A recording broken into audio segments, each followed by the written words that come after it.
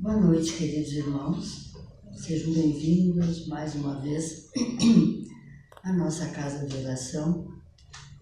E neste primeiro momento, então, convidamos a todos para que juntos fechemos nossos olhos suavemente, começando assim, harmonizar o pensamento.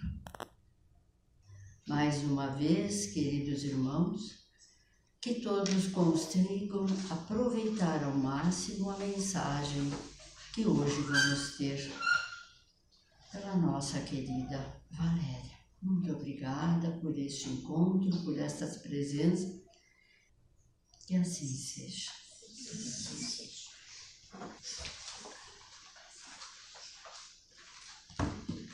Boa noite a todos, sejam todos muito bem-vindos à nossa casa. Para aqueles que é a primeira vez, para se sentirem amparados no amor de Jesus, é a Casa Sociedade Espírita Jesus de Nazaré. E aqui, como vocês percebem, há uma harmonia, há uma sensação de paz, um eflúvio de tranquilidade que nos envolve.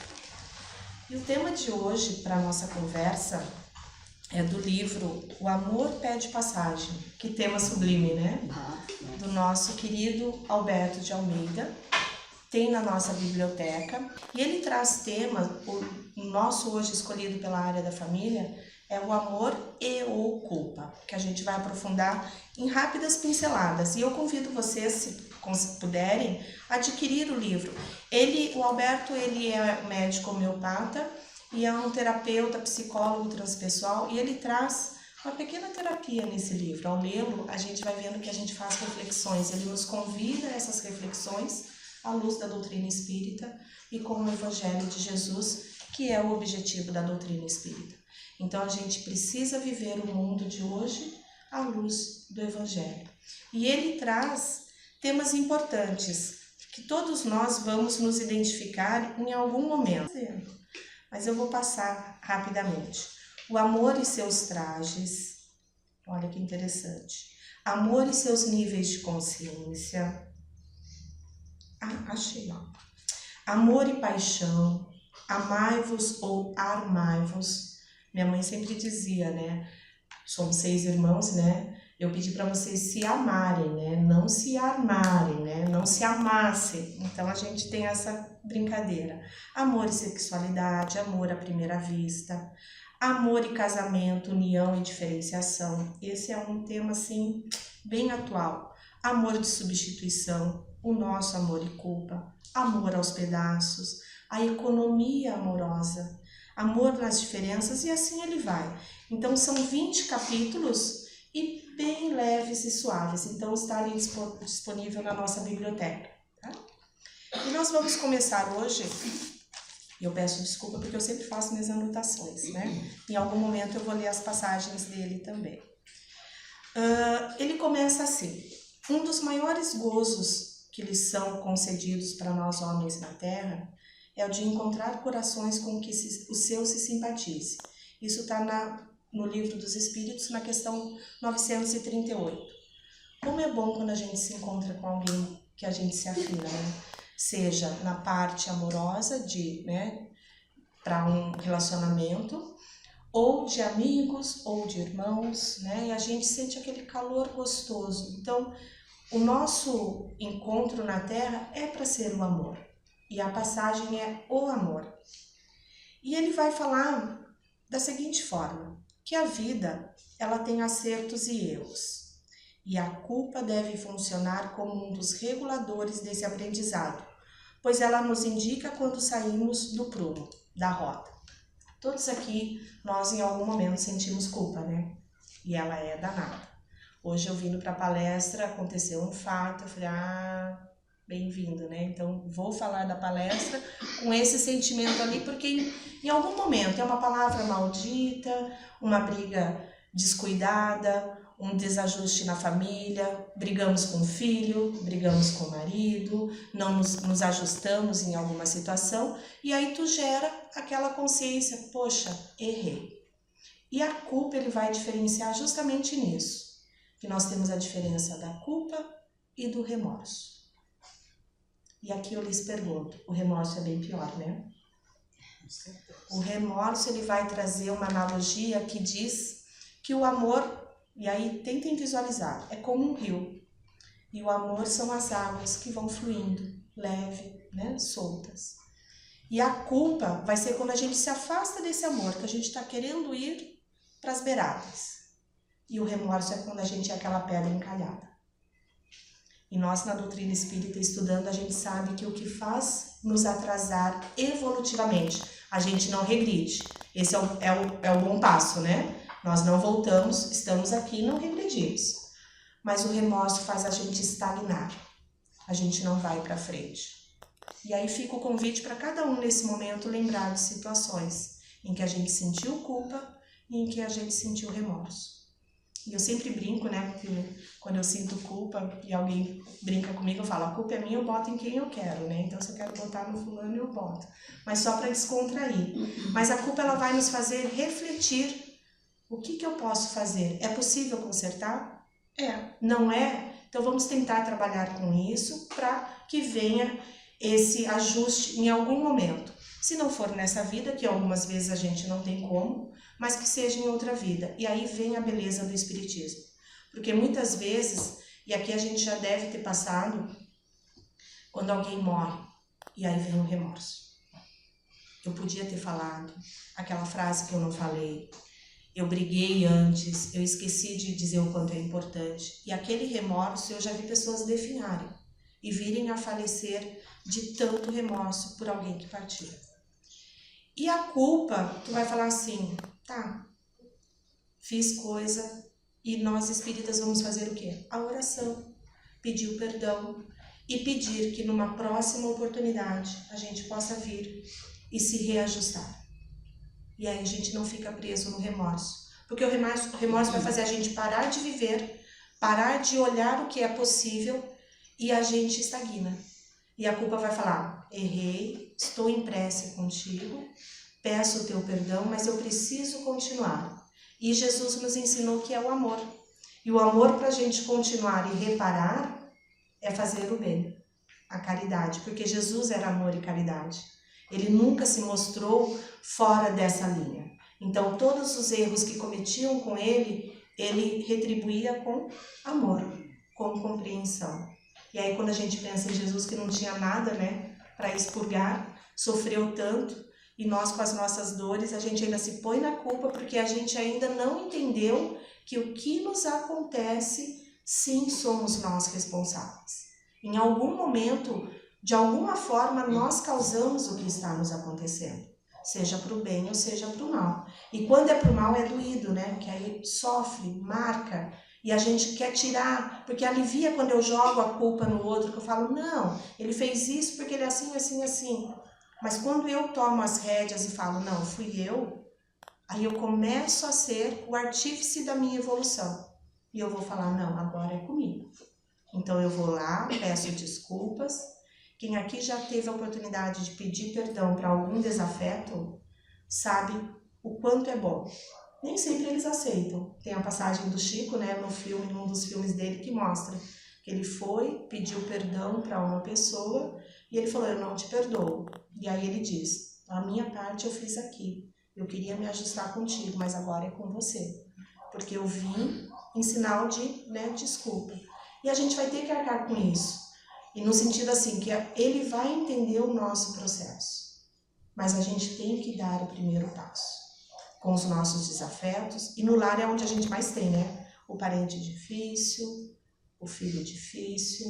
E o Alberto, ele vai trazer que a culpa, ela não é má quando representa o arrependimento, que é o convite ao aprendizado que a gente estava falando. Mas o remorso é a culpa tóxica. E ela causa sempre, é uma coisa indesejada, né? É um desconforto ali. E como ele é terapeuta, homeopata, a gente trabalha isso, que algumas situações que a gente não resolve, ela nos causa dano físico. Então, uma gastrite, né? Quando a gente faz terapia, o terapeuta vai dizer, ó, tu tá com uma gastrite, a raiva aí vai dar uma pedrinha no rim, alguma coisa assim, a gente vai somatizar no corpo. Porque somos espíritos, a doença vem primeiro no espírito para depois vir no corpo, porque é pensamento. E se eu penso bem, eu consigo começar a limpar, né? Eu não tenho por que me sentir, jogar essa toxina em mim. E a terapia, ela nos traz bem isso, né? Por que eu vou deixar que me faça mal isso? Eu não quero isso para mim. Então, né? Você me ofendeu? Mas será que você me ofendeu? Então, vamos lembrar do rio. Se eu sou o amor, tu me jogou uma pedra. Cabe a mim se eu quero que ela encalhe ou se eu quero que ela flua, né? Ah, você acha que eu sou feia, tá? Se eu sou feia mesmo que eu me acho que sou feia, beleza. Se eu não sou, beleza também. Então, é o jeito que eu vou, né, atender a essa situação. E ele vai dizer, e aqui eu vou precisar pegar para poder mostrar para vocês. Ele vai trazer alguns exemplos de como a gente fala de situações no nosso dia a dia e que a gente não vê como a gente pode mudar. Sabe o bem pensar? Eu penso uma coisa difícil, mas eu posso mudar. A teoria da comunicação não violenta e de eu pegar para mim o que é meu. E ele traz uns exemplos bem legais. Ao invés de eu falar, eu tenho que fazer, eu tenho que fazer ao invés de eu escolho fazer. Ao invés de dizer eu não consigo dizer não para as pessoas, eu digo sim e digo não conforme a necessidade de cada situação. Dizer não é difícil, né? Porque a gente foi criado para ser amado. E quando eu digo não, nossa, até chata, né, mãe? Pelo amor de Deus, não sei o quê. E os amigos, então, né? Quando a gente diz não, não vou contigo, não vou em tal lugar. A reação é de desagrado. Mas a gente tem que estar bem, porque eu primeiro preciso me conhecer. Jesus já dizia, né? Amai ao próximo como a si mesmo. Eu tenho que me amar, eu tenho que saber qual é o meu limite. E ele traz outros exemplos. Eu tenho mania de estar pedindo desculpas. Essa daqui fechou pra mim, porque toda hora eu tô, me desculpa, me desculpa, me desculpa. Quando cometo alguma falha, aí então eu peço desculpa e reparo a falta, se necessário. Então a gente precisa, olha como é, né, no dia a dia, a gente, eu vou reparar a falta se eu cometi. Mas eu não preciso toda hora, tá, me desculpa, me desculpa, me desculpa. Mesmo depois de pedir desculpa e limpar a sujeira, ainda fico me sentindo culpado. Em vez de, depois que eu peço desculpa e limpo o errado, eu fico bem.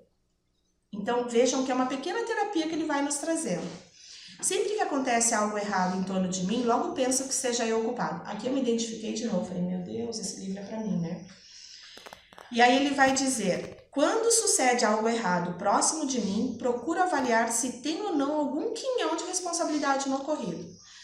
E aqui eu trago sempre que é a situação de trabalho, né? Acontece alguma coisa que gera alguma coisa na empresa, em algum lugar, tá um burburinho, aí a gente pensa, meu Deus, fui eu.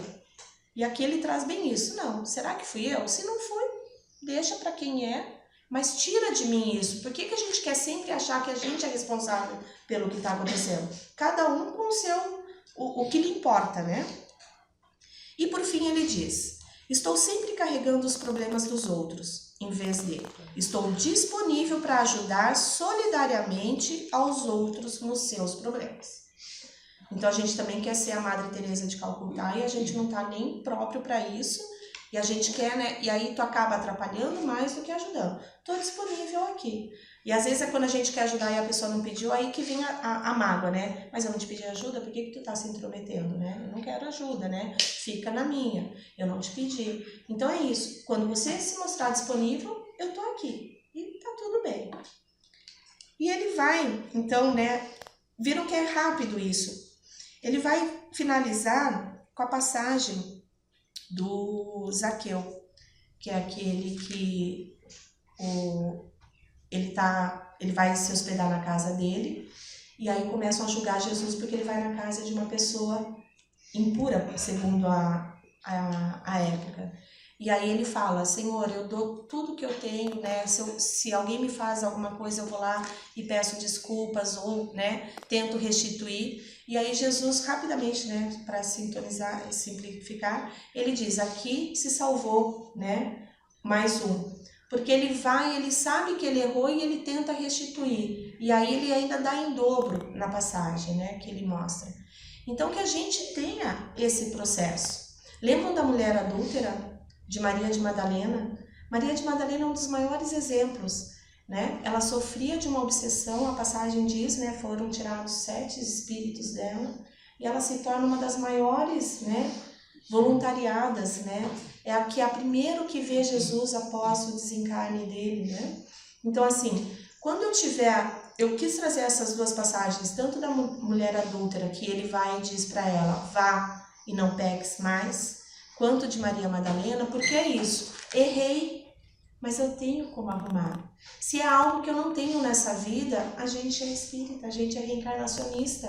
É difícil pensar, nossa, só na próxima encarnação, mas é o que temos. E que fique leve, porque senão eu não vou conseguir dar o meu passo para a evolução.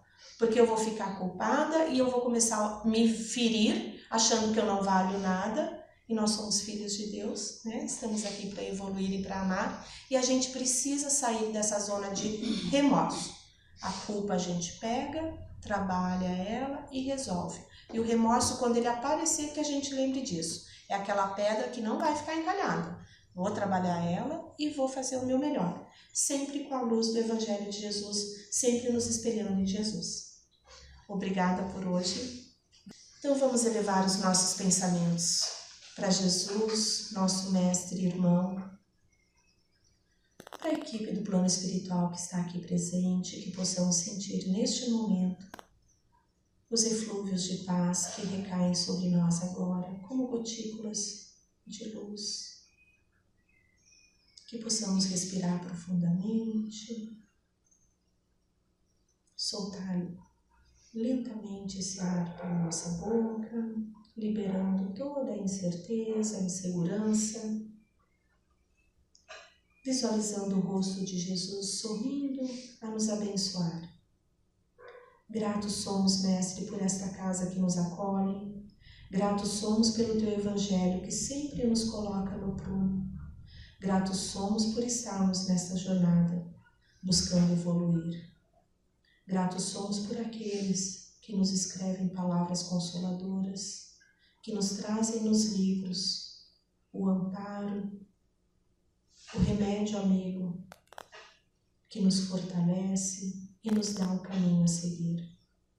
Que possamos sempre lembrar do Teu exemplo e que minimamente possamos seguir os Teus passos, a cada dia um pouco mais.